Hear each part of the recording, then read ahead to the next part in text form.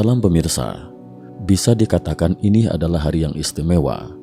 Kedua negara, Tiongkok dan Amerika Serikat akan mengadakan konferensi politik yang sangat penting. Di pihak Partai Komunis Tiongkok, sidang pleno ketiga secara resmi dimulai, yang dipandang sebagai pertemuan yang akan menentukan kebijakan reformasi mendalam oleh Xi Jinping. Namun apakah benar dia akan melakukan reformasi? Sementara itu, di Amerika Serikat, konvensi Partai Republik secara resmi dimulai.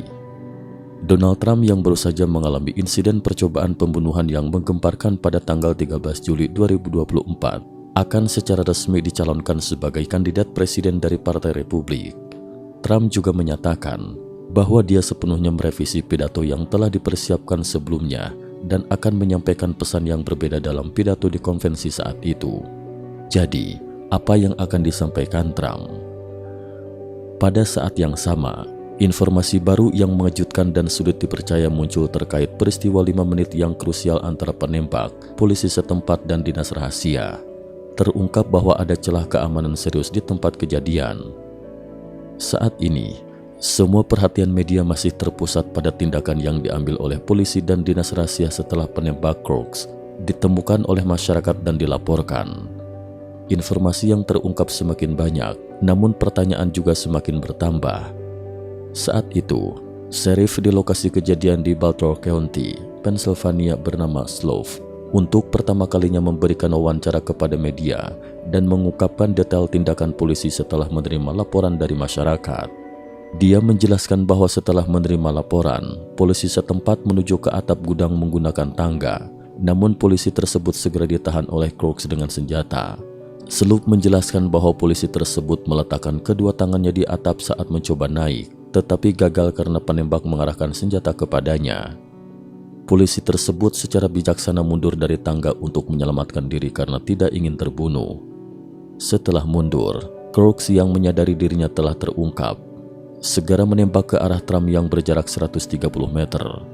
Beberapa detik kemudian, penembak jitu dari dinas rahasia menembak mati Crooks. Banyak orang mungkin merasa terkejut mendengar hal ini, karena di Amerika Serikat, dalam acara publik besar, petugas keamanan termasuk polisi atau petugas keamanan sementara biasanya membawa senjata. Terlebih lagi, ini adalah acara kampanye mantan presiden, tentu saja keamanannya lebih ketat. Sheriff Slough memberikan penjelasan, namun tidak menyebutkan apakah polisi yang menuju ke atap melaporkan melalui radio untuk memberitahu atasannya atau dinas rahasia tentang situasi di atap. Saat itu, kami juga melihat munculnya pertanyaan kedua yang dijelaskan oleh pihak berwenang, yakni mengapa atap gudang yang menjadi titik ideal bagi penembak tidak termasuk dalam area pengamanan resmi. Seorang warga Butler County berusia 82 tahun, Carol Kerr, dalam wawancaranya dengan ABC News, mengungkapkan bahwa rumahnya yang berdekatan dengan lokasi kampanye tidak diperiksa oleh dinas rahasia. Dia mengira rumahnya akan diperiksa untuk memastikan tidak ada benda berbahaya atau bahan peledak, tetapi hal itu tidak dilakukan. Selain itu, seorang saksi mata berusia 51 tahun bernama Melissa Safer, yang juga menghadiri kampanye Trump pada tahun 2020, mengingat bahwa pada saat itu dia melihat setiap atap bangunan dijaga oleh petugas keamanan untuk mencegah orang naik ke atas atap. Namun kali ini dia tidak melihat adanya petugas keamanan di atap. Seorang mantan agen dinas rahasia yang diwawancari oleh NBC secara tegas mengatakan bahwa seharusnya ada petugas keamanan di atap untuk memastikan tidak ada orang yang bisa naik ke atap, yang merupakan prosedur standar. Kembali ke pertanyaan utama, mengapa atap rumah tersebut tidak dijaga? Saat itu, juru bicara dinas rahasia, Anthony Guglielmi, memberikan penjelasan resmi. Ia mengatakan bahwa tugas melindungi atap seharusnya menjadi tanggung jawab otoritas setempat, yaitu polisi setempat. Namun dia menyatakan bahwa tidak ada petugas yang ditugaskan secara khusus untuk menjaga atap tersebut. Hal ini sesuai dengan pernyataan Sheriff Slough, yaitu bahwa keamanan di luar garis pengamanan menjadi tanggung jawab polisi setempat. Namun polisi setempat tampaknya sangat lalai, tidak hanya gagal memeriksa rumah dan atap di sekitarnya, tetapi bahkan tidak membawa senjata, menunjukkan tingkat kelalaian yang tinggi. Berdasarkan peta ilustrasi yang diberikan oleh Daily Mail, Terlihat bahwa area dalam lingkaran merah adalah tanggung jawab dinas rahasia, sementara area di luar lingkaran merah adalah tanggung jawab polisi setempat. Penembak berada di luar lingkaran merah. Meskipun begitu, jika ada masalah keamanan pada acara kampanye presiden, dinas rahasia tetap akan dimintai pertanggungjawaban karena mereka bertanggung jawab langsung atas keselamatan Trump. Presiden Biden segera memerintahkan penyelidikan independen terhadap dinas rahasia setelah insiden tersebut. Kongres juga memanggil kepala dinas rahasia untuk menghadiri sidang pada tanggal 22. Selain itu, informasi terbaru mengungkapkan bahwa beberapa jam sebelum insiden, Crooks membeli 50 peluru senapan, menunjukkan bahwa dia siap untuk konfrontasi bersenjata dengan polisi dan dinas rahasia. Ini menunjukkan bahwa dia mungkin berencana untuk melarikan diri setelah penembakan tersebut. Crooks menggunakan tangga untuk naik ke atap, yang menunjukkan adanya celah keamanan besar. Bagaimana mungkin atap yang berisiko tinggi tidak dimasukkan dalam area pengamanan polisi? Setelah kampanye dimulai, Crooks berhasil membawa tangga dan senapan, serta peluru dalam jumlah banyak, tanpa terdeteksi oleh polisi. Setelah terlihat oleh warga dan dilaporkan, polisi mengirim petugas yang tidak bersenjata untuk memeriksa atap. Ini semua terdengar sangat membingungkan. Bagaimana semua ini bisa terjadi? Kami akan mencoba menguraikan lebih lanjut. Pertanyaan ketiga berasal dari informasi yang kontradiktif. Juru bicara dinas rahasia menyatakan bahwa bangunan di luar lingkaran pengamanan adalah tanggung jawab polisi setempat.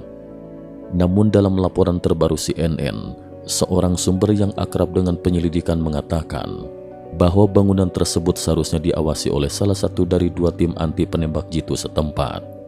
Namun pihak polisi Pennsylvania menyatakan bahwa mereka tidak bertanggung jawab atas area di mana bangunan tersebut berada. Laporan ini menunjukkan adanya ketidaksesuaian informasi, bukan? Jadi pertanyaannya adalah, siapa yang seharusnya bertanggung jawab atas keamanan bangunan yang ditempati oleh penembak tersebut? Terlihat bahwa ada ketidakselarasan antara dinas rahasia dan polisi setempat mengenai tanggung jawab keamanan.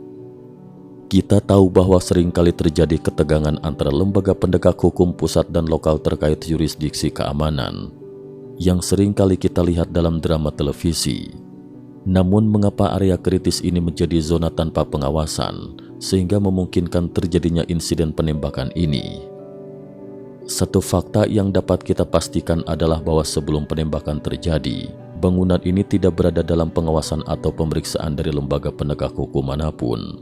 Tidak ada yang memeriksa kondisi di dalamnya, dan tidak ada yang ditugaskan untuk mengawasi bangunan tersebut, sehingga benar-benar menjadi zona tanpa pengawasan.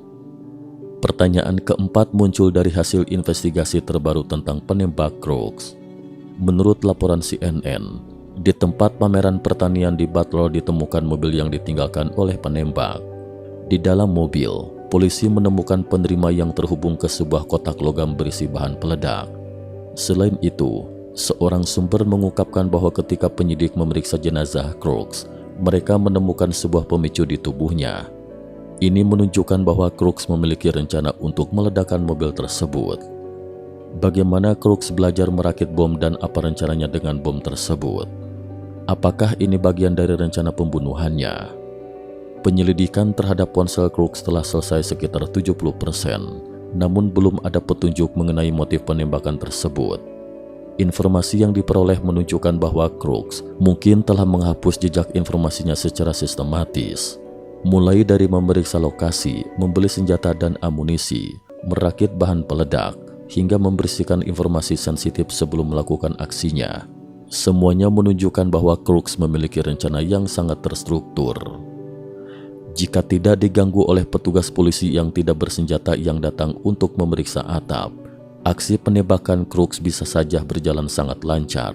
Berdasarkan berbagai informasi, kita dapat membuat rekonstruksi kasar tentang keseluruhan insiden penembakan tersebut dan membuat kesimpulan sementara. Penembak Crooks dengan motivasi yang belum diketahui memutuskan untuk melakukan pembunuhan terhadap Trump pada kampanye di Butler.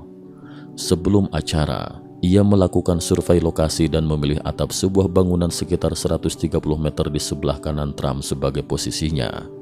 Crooks menggunakan senapan semi-otomatis AR-15 yang dibeli secara legal oleh ayahnya dan kemungkinan besar telah berlatih menembak secara diam-diam. Meskipun di masa sekolah menengah dia ditolak masuk klub menembak karena kurangnya keterampilan menembak, dia kemudian menyusun rencana pembunuhan yang melibatkan senapan dan bom mobil yang dikendalikan dari jarak jauh. Dia membeli bahan-bahan untuk membuat bom secara diam-diam dan merakitnya menjadi bom lengkap dengan penerima dan pemicu.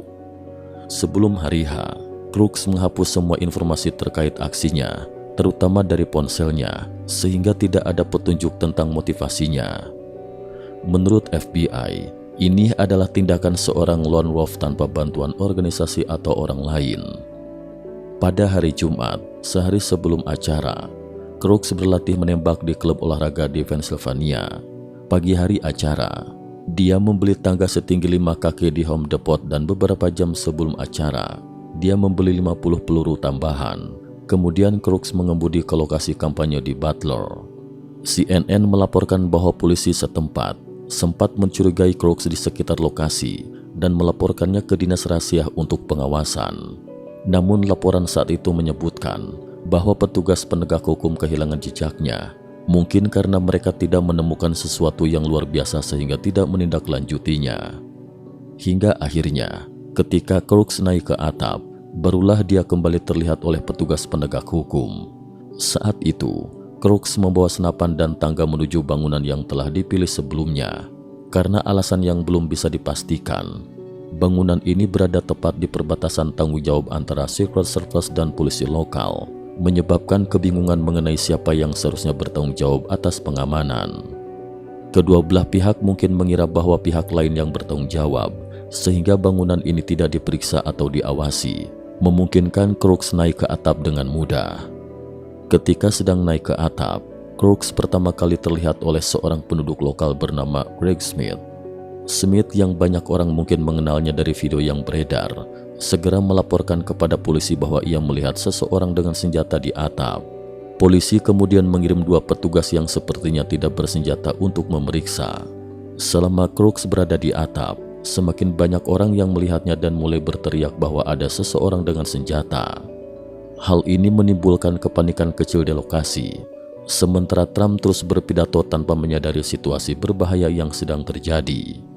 Petugas polisi kemudian tiba di bangunan tersebut, dan salah satu dari mereka mulai memanjat tangga untuk memeriksa atap. Namun saat petugas itu baru saja melihat ke atas, Crooks langsung mengarahkan senapannya ke arah petugas tersebut, memaksa petugas itu mundur dengan cepat. Segera setelah itu, Crooks mengarahkan senapannya ke Trump dan melepaskan tembakan. Menurut rekaman yang ada, dari saat seseorang berteriak bahwa ada orang bersenjata hingga Crooks menembak sekitar 2 menit berlalu. Pada saat tembakan pertama dilepaskan, Trump sedang berbicara tentang imigrasi ilegal dan ia berputar ke kanan untuk menunjukkan sebuah grafik di layar besar di belakangnya. Peluru pertama Crooks melewati dekat pipi dan pelipis Trump dan menembus telinga kanannya. Trump kemudian mengucapkan terima kasih kepada tim penegak hukum di perbatasan yang ia anggap telah menyelamatkan nyawanya. Crooks kemudian melepaskan 3 tembakan lagi, yang menewaskan 1 orang dan melukai 2 orang lainnya sebelum akhirnya ditembak mati oleh penembak jitu dari Secret Service di atap yang sama. Setelah itu, Trump segera dievakuasi dari lokasi oleh tim Secret Service. Rencana pembunuhan Crooks gagal total. Namun kejadian ini memicu kritik besar terhadap Secret Service dan polisi lokal atas kegagalan mereka dalam mengamankan area tersebut. Menteri Keamanan Dalam Negeri AS, Alejandro Mayorkas, secara terbuka mengakui bahwa peristiwa upaya pembunuhan terhadap Trump pada hari Sabtu adalah kegagalan besar dalam keamanan. Meski Trump kehilangan sebagian kecil pendengarannya yang sekarang tertutup perban, ia tetap dalam semangat tinggi.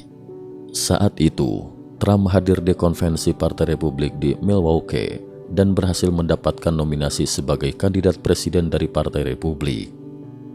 Selain itu, berita besar lainnya adalah Trump secara resmi mengumumkan calon wakil presidennya, yaitu J.D. Vance.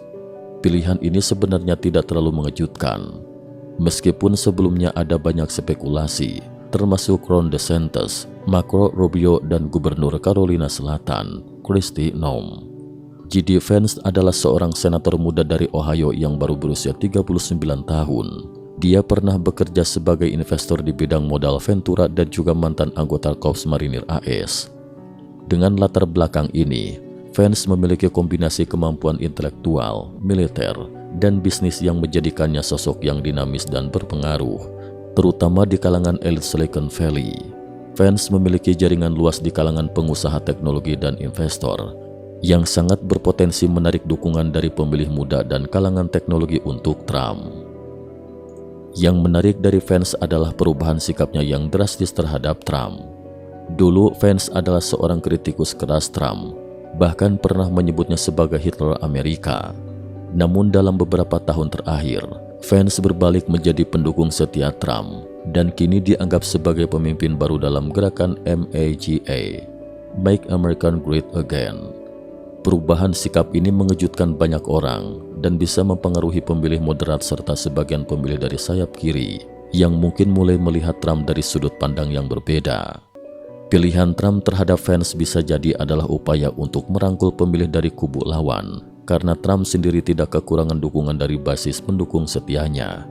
Yang dibutuhkannya adalah kemampuan untuk menarik dukungan dari kelompok lain, dan Vance tampaknya menjadi sosok yang tepat untuk itu.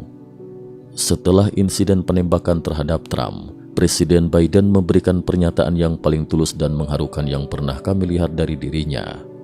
Biden mengajak semua orang untuk mengingat bahwa meskipun kita memiliki perbedaan pendapat, kita bukanlah musuh. Ini adalah momen untuk menyatukan Amerika.